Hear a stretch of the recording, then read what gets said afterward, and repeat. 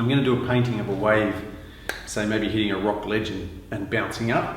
So the plan is to put down a background, sort of a base colour, and then once I've done that, literally just flick paint at it.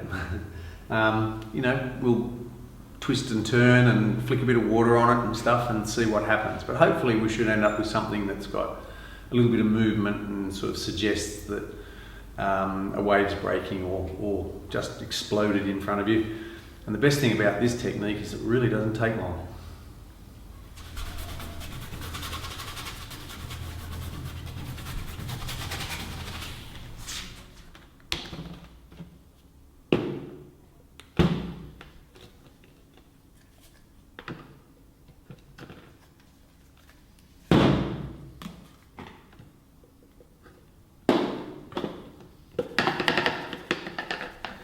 So I'm using Free Flow, the Atelier Free Flow, and I'm basically just mixing up my colours and a pile of gloss varnish and strategically doing this.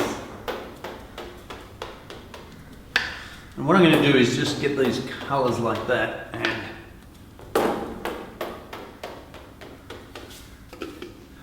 just keep building up the surface and shaping a wave.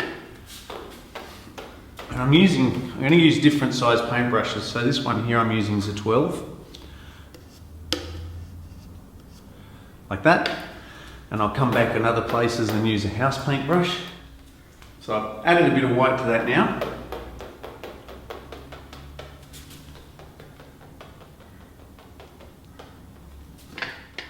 I'm really just altering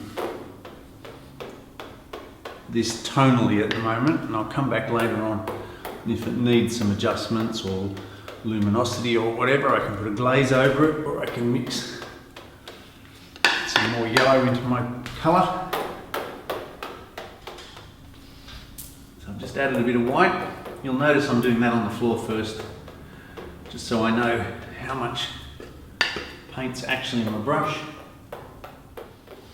And you kind of want to create some dark areas and some light areas. You don't want it all to be too uniform.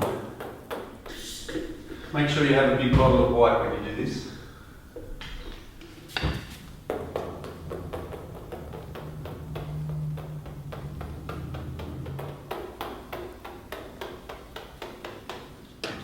And you've got to flick paint in from as many different angles as you can to try and create the illusion of movement and stuff. I'm actually going to flick some water in here because I want this darker area to be kind of indistinct and soft, and when you throw the water in like that, all the paint starts to bleed a little bit. So what I'm going to do now is I'm just going to, because that's nice and wet, just push it out.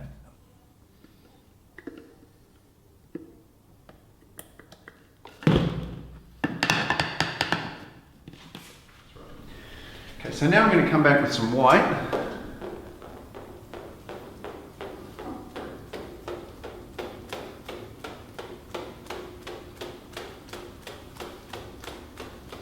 Get those lovely fine little droplets right on the top. And you can go in pretty hard here with the white. And your white's your opportunity to kind of kill a couple of indiscretions, although I just made one. Didn't quite want that to be as strong there, but anyway. Now to get the white to cover really well,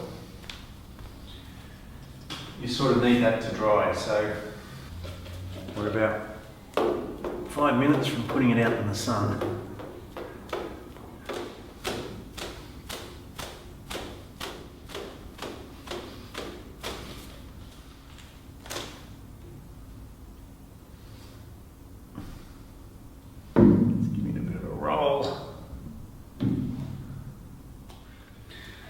painting's nice and dry, just going to come back and finish it off.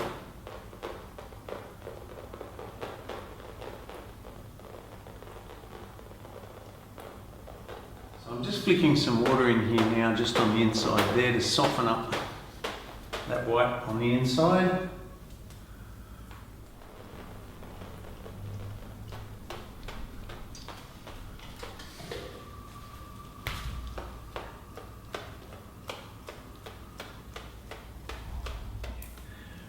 Yeah, flicking this water onto it is like a sissing effect. You get it used when you use oil paints, and you flick terps or something over the top of it, but it creates this lovely open kind of look. So this really fun splattering technique here is one of the ways that I create the illusion of water. So if you're interested, check out this description box down here and it'll show you how to paint more waves and more water.